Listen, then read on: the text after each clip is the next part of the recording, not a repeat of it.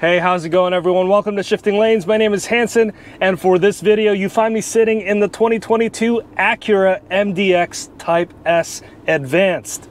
This one is finished in the Apex Blue Pearl finish with the Orchid interior, and when you include delivery, this powerful 3-row luxury SUV costs $74,395. And in this video, I'll give you my likes and dislikes about the MDX Type S so that you have a better idea before you buy. I have reviewed the Acura MDX Advanced before, so if you want to see the less sporty and cheaper version of this car, click the link up here. I really enjoyed driving that MDX. The level of tech, the ergonomics, and the driving experience was very good. This Acura MDX Type S makes me forget about that MDX. All the nice technology upgrades found in the MDX are here, and they're still fantastic, but there's a significant amount of upgrades in the engine bay and in the suspension that makes this Type S a great performance luxury SUV.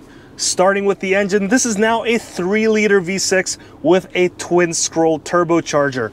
So power output is up by an extra 65 horsepower and an extra 87 pound-feet of torque. That amounts to 355 horsepower and 354 pound-feet of torque. Adding that turbocharger is a massive help because now the torque curve, instead of that gradual increase in torque as found in the naturally aspirated MDX, it now packs an immediate punch. Peak torque happens as low as 1400 RPMs and it sticks around up until 5000 RPMs. The 10-speed automatic transmission has been retuned as well. The one in the MDX was just fine and comfortable to use, but this one has been modified to handle the higher torque specs and the more powerful engine. And Acura also says that manual downshifts are 40% quicker. As for suspension, the MDX has already undergone through massive suspension changes for this generation.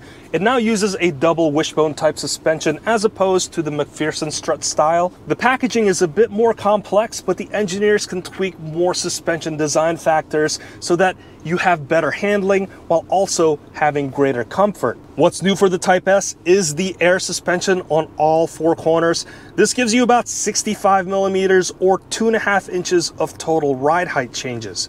So when you're in Sport or Sport Plus mode, it lowers the ride by 15 millimeters.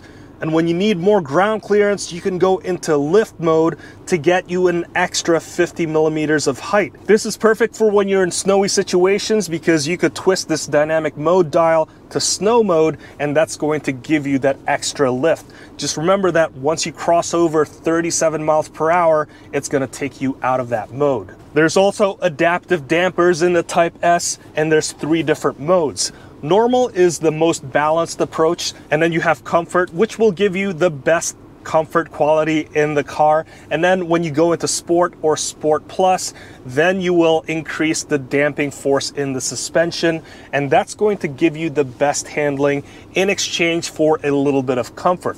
That's a worthy trade-off. The brakes have also been massively upgraded.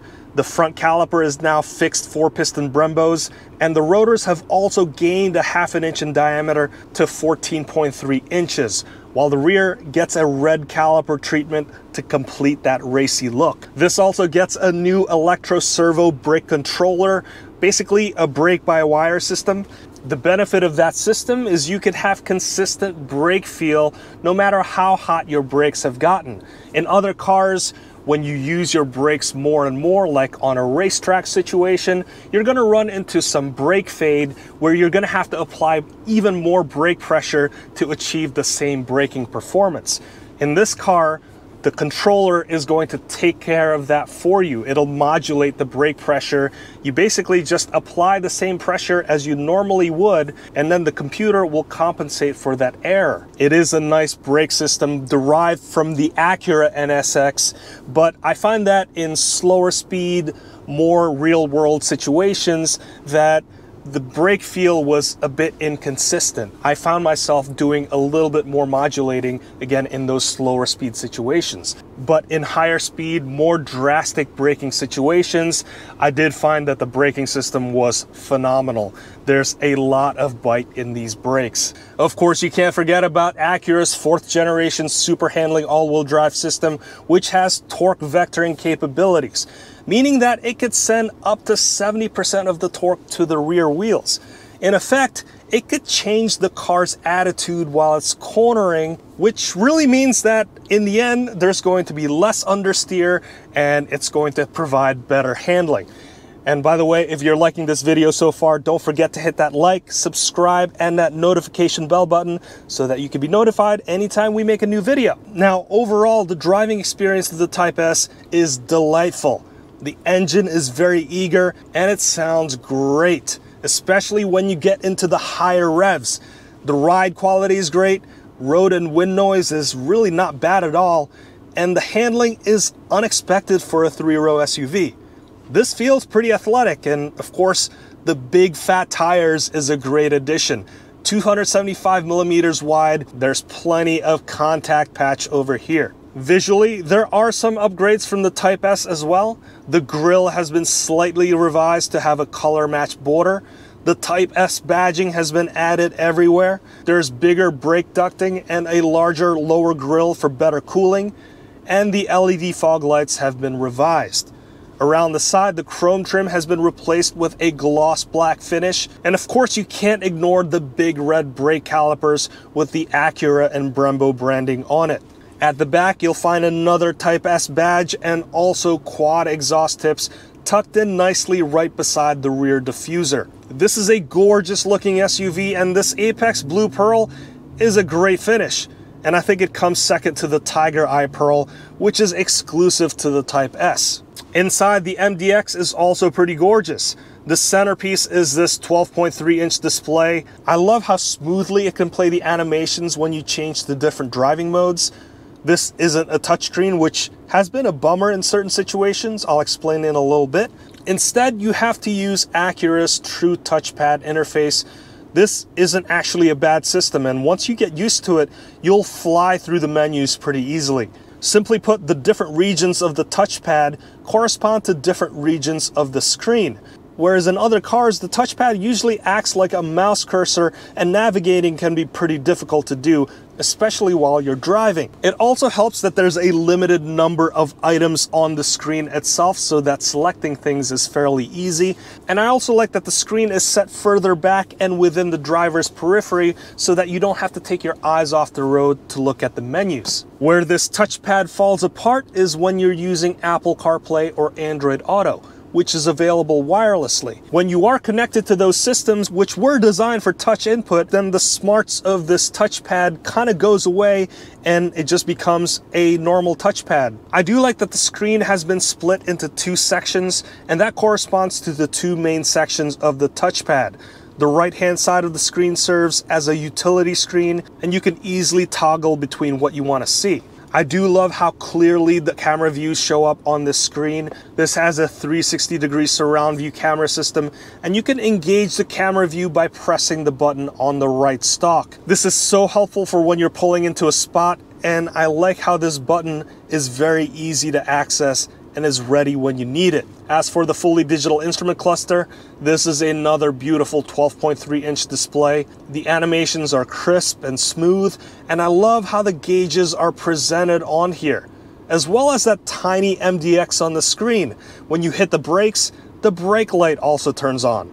And when you use the blinkers, the little MDX's blinkers also turn on. One of the more noticeable changes for the Type S is the new steering wheel.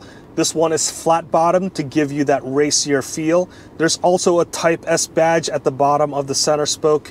Another special upgrade is the addition of the metal footrest and the pedals, the special contrast stitching, and the Type S door sill. This press example having the advanced package also means that there's a heads-up display, plenty of ambient lighting even in the door speakers, full Milano leather seats, which feels really great, and also a 9-way massage function, a new feature for the MDX, and it's so comfortable that it may just put me to sleep. As for the rest of the interior, the Type S is very similar to the normal MDX. There's a panoramic sunroof that looks pretty gorgeous. The second row has a decent amount of legroom at 38.5 inches. Third row seating is still not a great place for adults, but this is a slight improvement over the previous generation MDX. And as for cargo space, the MDX provides a good amount of room. There's 16.3 cubic feet of space behind the third row, and that's expandable if you access the 1.8 cubic feet of underfloor storage. Fold down the third row and you can get up to 48.4 cubic feet of space, and with the second and third rows folded down, you'll get up to 95 cubic feet of storage space. That's a good improvement over the previous MDX, and is also very good compared to other 3-row SUVs of this size. So in summary, the MDX Type S is quite the machine. It has great driving behavior, a lively engine, and pretty clever suspension and braking systems. The interior looks pretty as well. It's packed with a lot of tech, and it comes with what you would expect out of a luxury performance SUV. I want to hear your thoughts on this, so please leave a comment down below. And as always, if you've learned something or found this video entertaining, please consider hitting that like, subscribe, and that notification bell so that you can be notified anytime we make a new video. Let me wrap it up right there. My name's Hanson. This has been the 2022 Acura MDX Type S Advanced, and I'll see you in the next one.